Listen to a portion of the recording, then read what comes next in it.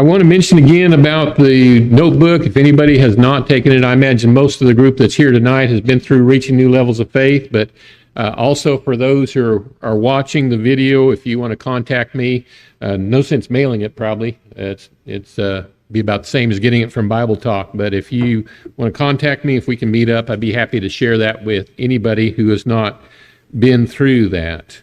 BibleTalk.tv is doing well, by the way. It's such a wonderful ministry.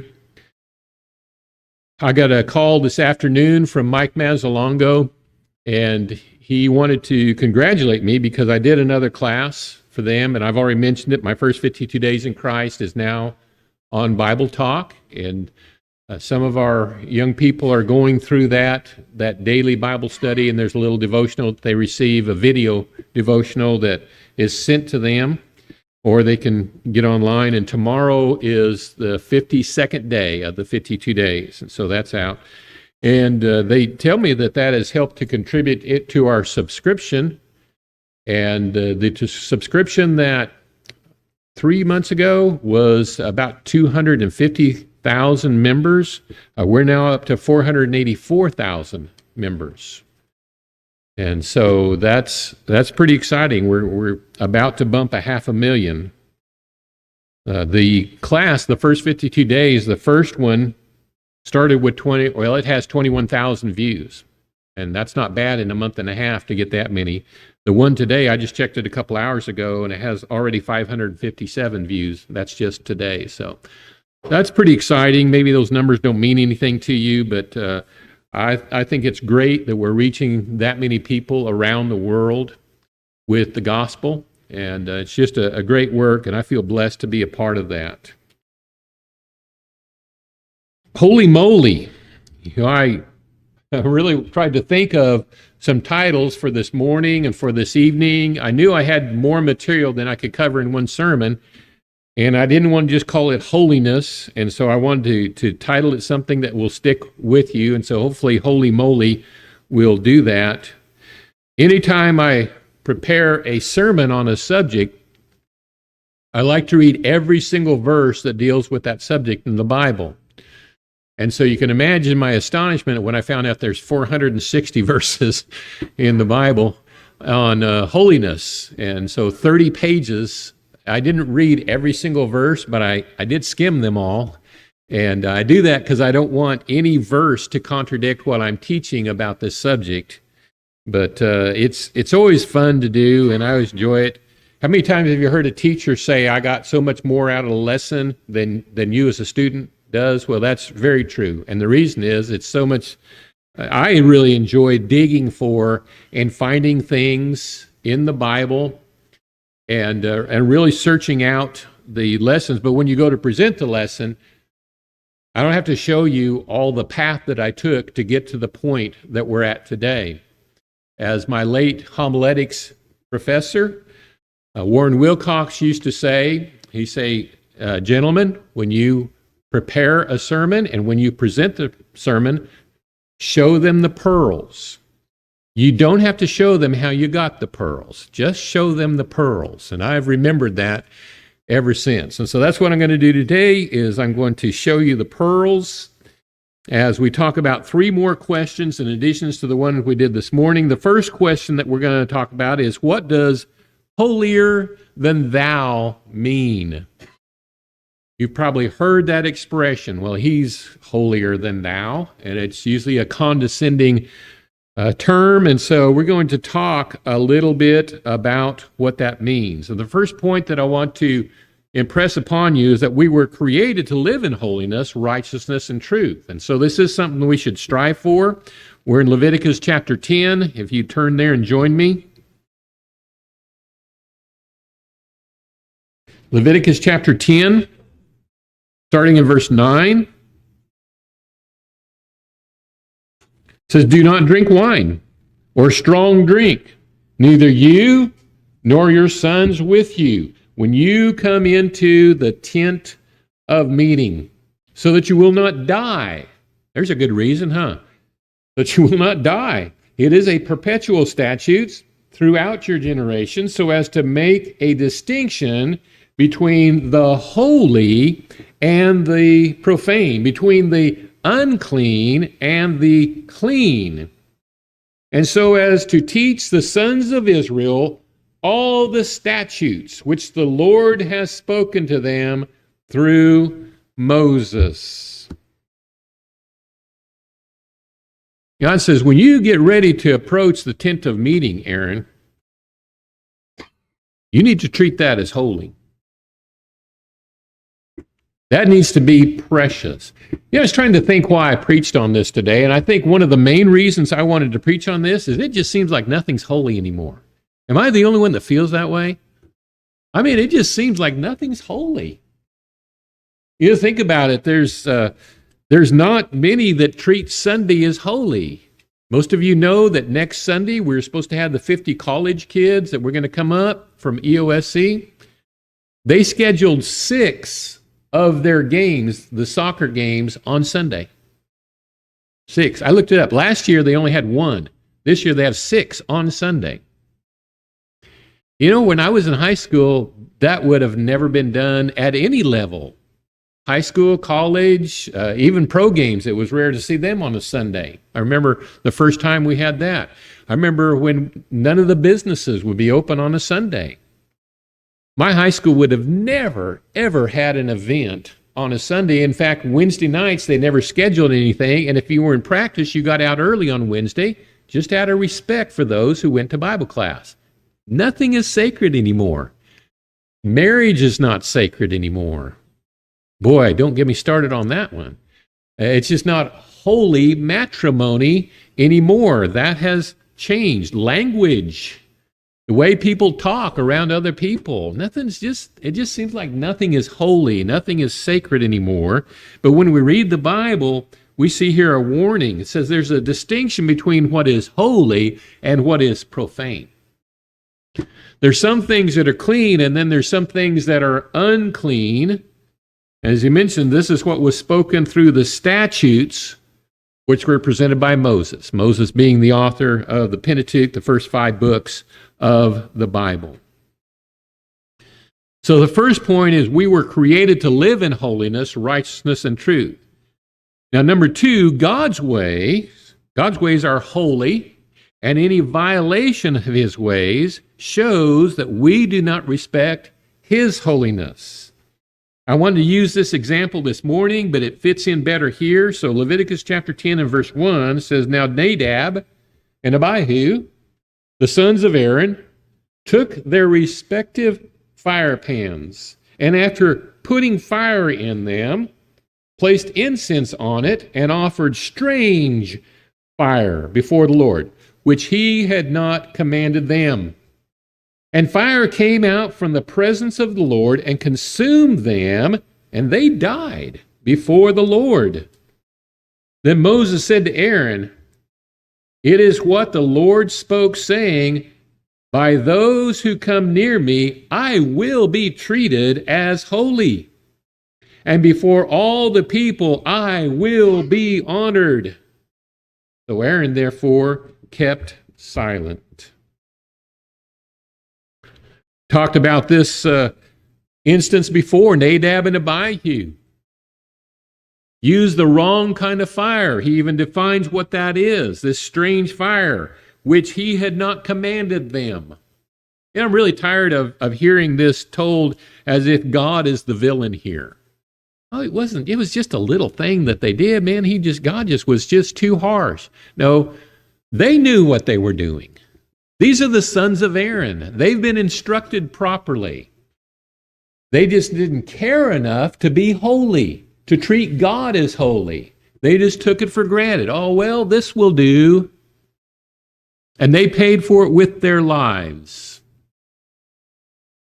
And as soon as they did, Moses, who is their uncle, says to Aaron, who is their father, you know what the scripture says? God says, if you come near me, I will be treated as holy. And I kind of get the idea that God's saying, one way or another, I'm going to be treated as holy. Do I have your attention now? No, Aaron only had 4 sons, and 2 of them are gone. And all of the Levitical priesthood is going to come through his descendants. mean, God got their attention that day. Holiness. We are called to be holy. But are we to be holier than thou? Well, number 3, we need to be as holy and faithful to God as you can possibly be. But do not perceive yourself or give others the impression that you consider yourself holier than anybody else. You know, what is holiness? Well, hagios is the Greek word, and it means sacred, physically pure, morally blameless, or religious, ceremonially consecrated. The Noah Webster 1828 dictionary, which I love to use, says this. It means properly, it means whole. Whole and holy, by the way, come from the same root word. Whole, W-H-O-L-E, and holy. To be whole, entire in a moral sense, hence pure in heart, temper, or disposition, free from sin and sinful affections.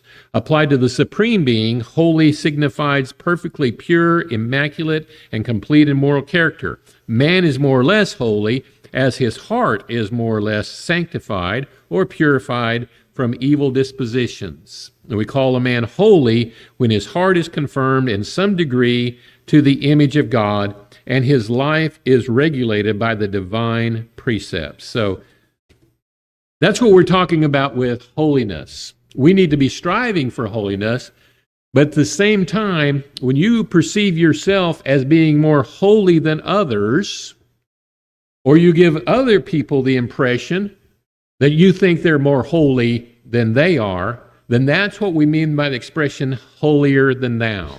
And I think Luke 18 really addresses this well. I want to go back and visit the parable of the Pharisee and the publican in Luke chapter 18. Let's read it together, starting in verse 9. And he also told this parable to some people who trusted in themselves that they were righteous, and they viewed others with contempt. Let me retranslate that for you. And he also told this parable to people who thought they were holier than thou. Isn't that basically what he's saying? They trusted in themselves and their own righteousness and viewed others with contempt. Verse 10, 2 men went up to the temple to pray, one a Pharisee and the other a tax collector. And the Pharisee stood and was praying to himself, God, I thank you that I am not like other people, swindlers, unjust, adulterers, or even like this tax collector. I fast twice a week. I pay tithes of all that I get.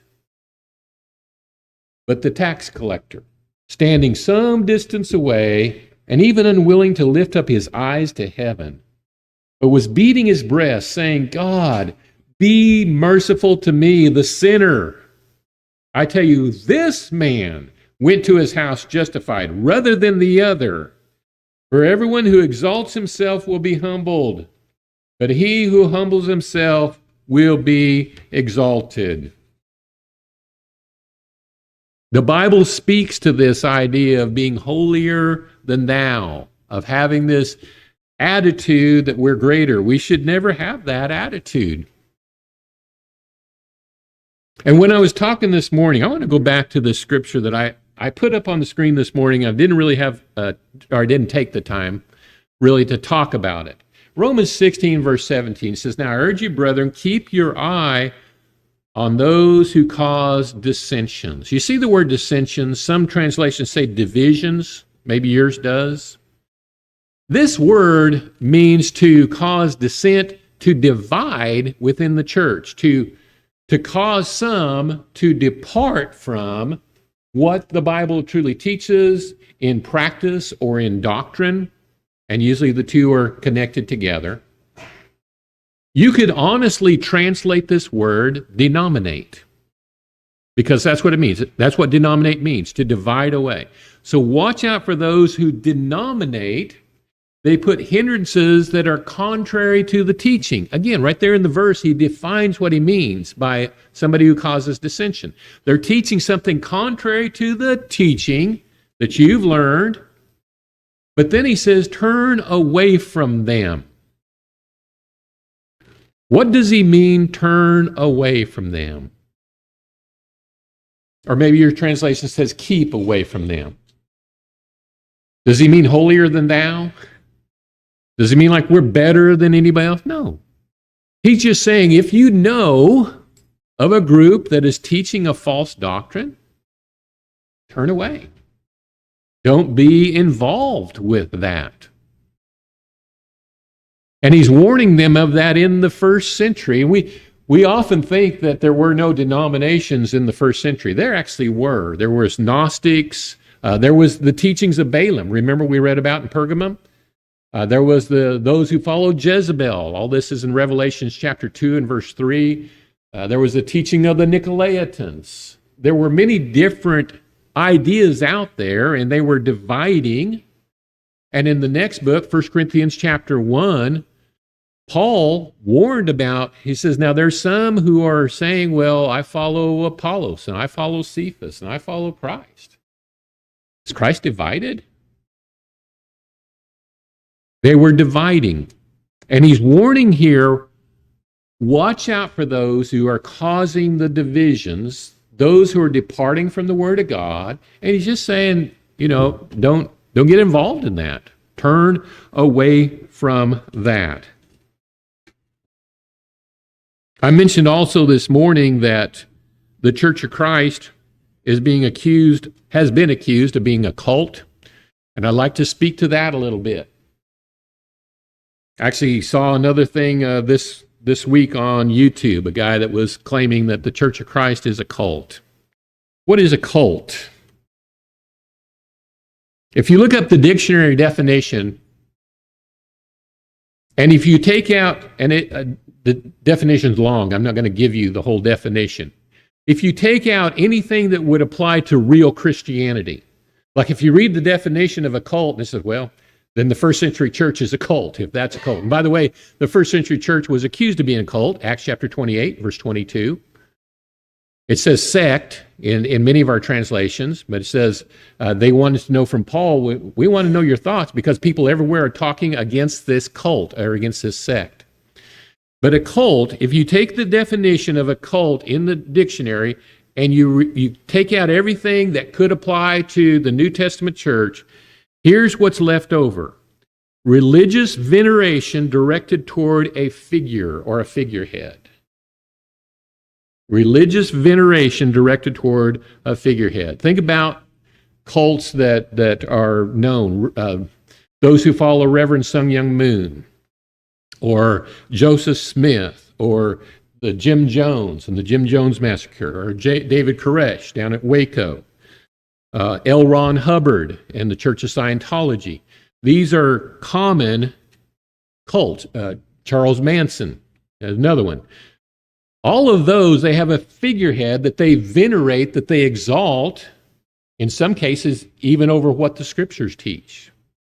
It may not be a person. It may be like the Watchtower Society that the Jehovah's Witnesses use. So, if that's what a cult is the Church of Christ a cult? Is there a person that we venerate and that we lift above, at sometimes even the Scriptures? Well, absolutely not. Now, those who would criticize us say, yeah, you guys are Campbellites. You follow Alexander Campbell. Now, in this circle of people, we're fairly well acquainted with the Bible. I think most of us would know the name Alexander Campbell. But let me ask you something. The average Church of Christ member, do they even know who Alexander Campbell is? They really don't even know. And even you, who you probably do know, could you name one quote from Alexander Campbell? Besides, speak where the Bible speaks and be silent where the Bible speaks. We know that one, but. And so we're not venerating him. We're not exalting him by any means. He was a great man, by the way. Alexander Campbell, wonderful man. But he was not striving to be a head of a church. He wasn't trying to start a cult. And he had no greater impact on the Restoration movement than his son, Thomas Campbell, or Barton W. Stone, or Raccoon John Smith, or James O'Kelly, or any of those others. And again, you probably don't even know who those names are, and that's fine, because we're not lifting a person above. We're not a cult, is what I'm saying. It's ridiculous to think that the Church of Christ is a cult. There's no chains on me. Are there chains on you? We could walk out of here anytime we want. Cults tie you in. There's no chains on our minds. We're free to read the Bible and apply what we learn. And so, no, we're not a cult. We are committed, though. We are striving for holiness. That's what the church is. So, let me ask you another question, this second one here in your notes. Are there different degrees of holiness? Now, this is something I've been asked a few times, and I want to share with you what I've learned from my studies. I would also like to hear from some of you maybe what you think about this.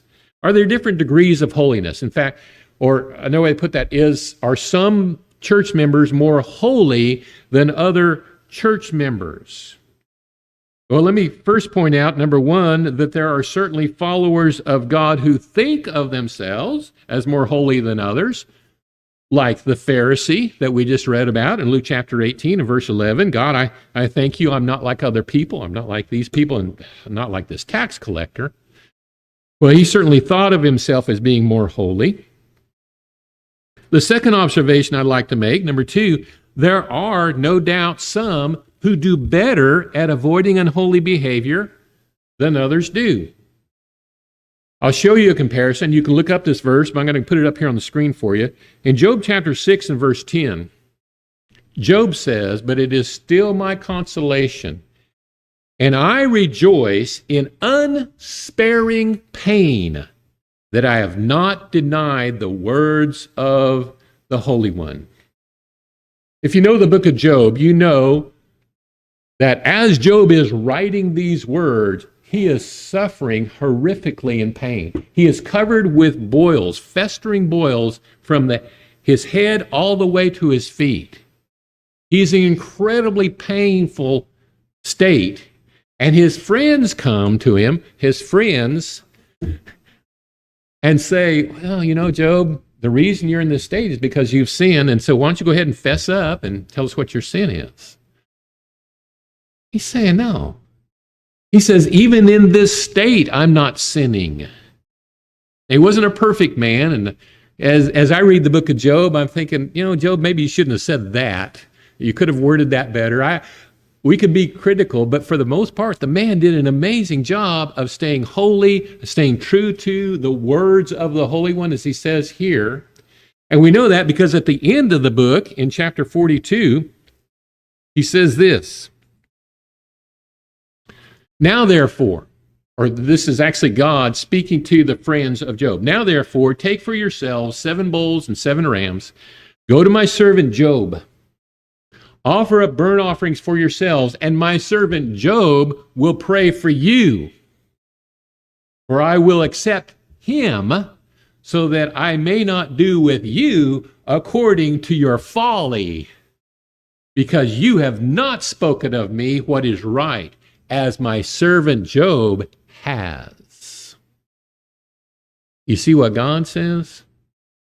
He says, you guys, you need to make this right. I'm going to tell you what you need to do. You need to go to Job, who is my servant, the one I trust, and make your sacrifice there and ask Job to pray to me on your behalf. Because he did what was right. He said what was right. You did not. Yours was folly. And so I'm reading this and I'm thinking, was Job more holy than his friends? Was he more righteous in his behavior? Yeah, he seemed to be more righteous.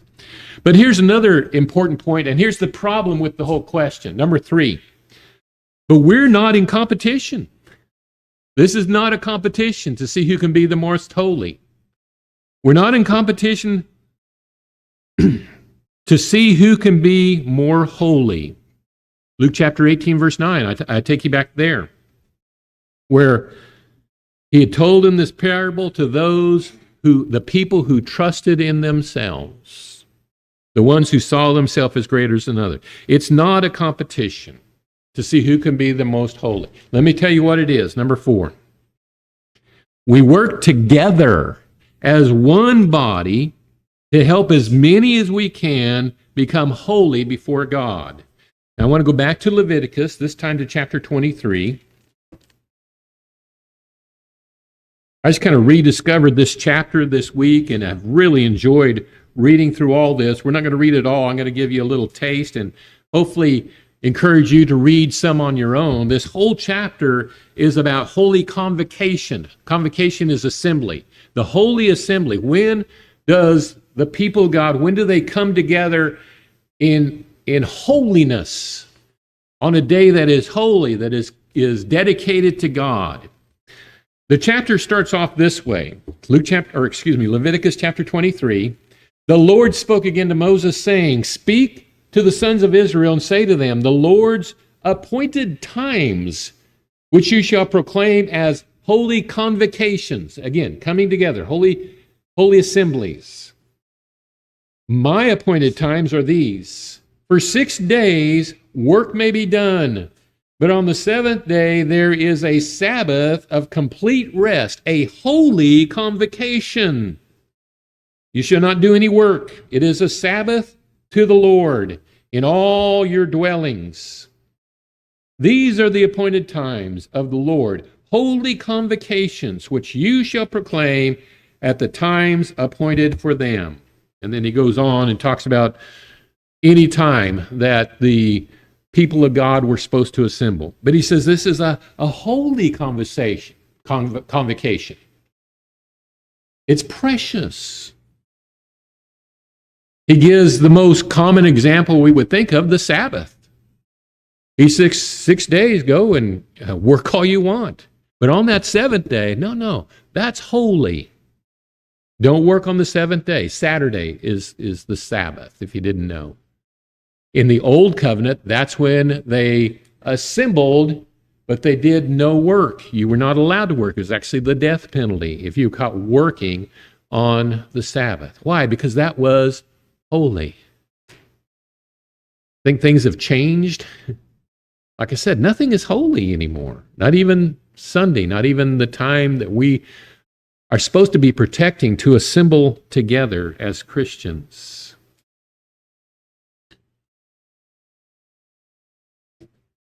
It's not about competition. It's about working together. We're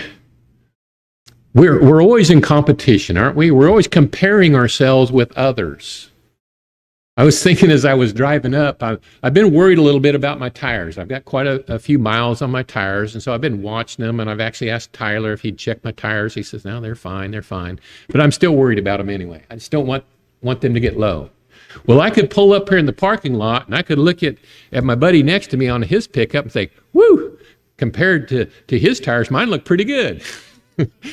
His are nearly bald. You know, we do that, don't we? We compare a lot. And if we're not careful, we start doing that with our own holiness and say, well, I'm not doing the greatest, but at least I'm not doing as bad as so-and-so here in the pew next to me. It's not a competition. In fact, quite the opposite. We're a team. We're more than a team. We're a family. And we come together in holy convocation for a special purpose, to talk about and to work on how we can get others to a state of holiness. One last question and we'll close out. Am I holier than God? You already know the answer to this one, don't you? Number 1, no. No, you're not. Having already sinned, there is no way we could ever be as holy as God is. Number 2, no one besides God could ever attain absolute holiness. We can't ever achieve that because we have stained ourselves. We've violated that. But God never has. And that's why Isaiah chapter 6 and verse 3 says, And one called to another and said, Holy, holy, holy is the Lord of hosts. The whole earth is full of his glory. One of the songs we sang this morning is based on this verse. When we see God, we just say, Holy, holy, holy. He's such a pure, such a righteous, such a fair and just God. Compassionate. We are so blessed. And then if that's not enough, Revelation chapter 15 and verse 4 says, Who will not fear, O Lord, and glorify your name? For you alone are holy. For all the nations will come and worship before you, for your righteous acts have been revealed. You, God, you alone are holy. In a sense, we're really not holy in comparison to God. If you're going to compare yourself to anything, don't compare yourself to God. Whatever you do, because then we're not even close. And so, number 3, the best we can hope for is to share in God's holiness. God, would you let me be a part of your holiness? That's all I can ask for. And his answer is yes.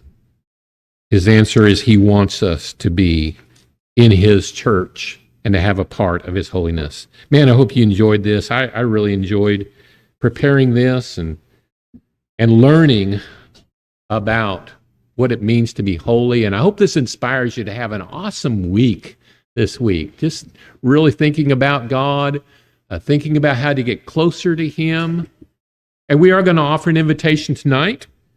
Maybe there's something on your heart, you're needing prayers from the church. If that's the case, please come as we stand and sing.